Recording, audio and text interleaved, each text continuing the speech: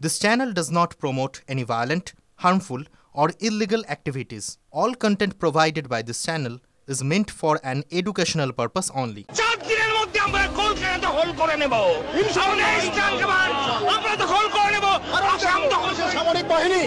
ছাত্র জনতা আমরা একত্রে আছি। আমরা রাওয়ার ৫০০০ সদস্য, এই ৫০০০ সদস্যের মধ্যে অর্ধেকই নবীন, ২৫০০ আমরা যুদ্ধের মাঠে যেতে পারি।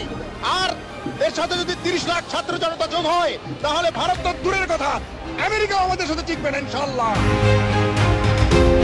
উত্তপ্ত বাংলাদেশ। সে দেশের কট্টরপন্থী নেতারা হুমকি দিয়েছেন যে কলকাতা, আগরতলা ও সেভেন সিস্টার্স দখল করবেন।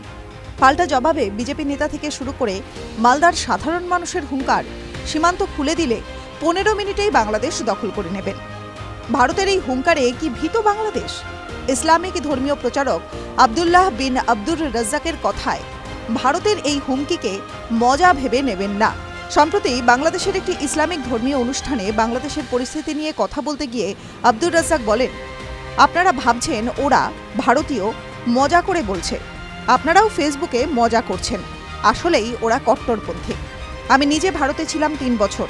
আপনারা ভাবছেন মজাই হয়তো বলছে যে এত মিনিটের মধ্যে ঢাকা দখল হয়ে যাবে, আসলে ওটা মজা নয়।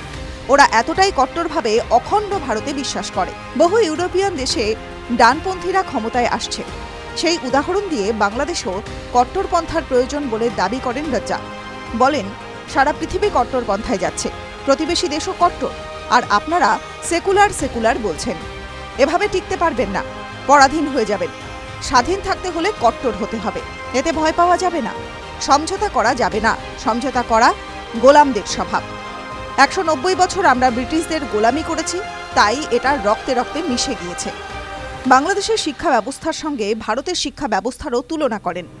বাংলাদেশের শিক্ষা নিয়ে আক্ষেপ প্রকাশ করে বলেন, ভারতের শিক্ষা প্রতিষ্ঠানগুলি দেখুন, বেঙ্গালুরু দ্বিতীয় সিলিকন ভ্যালি, ওরা কঠোর পরিশ্রম করে এটা তৈরি করেছে, আর আমরা এই দল ওই দল করে সময় নষ্ট করছি।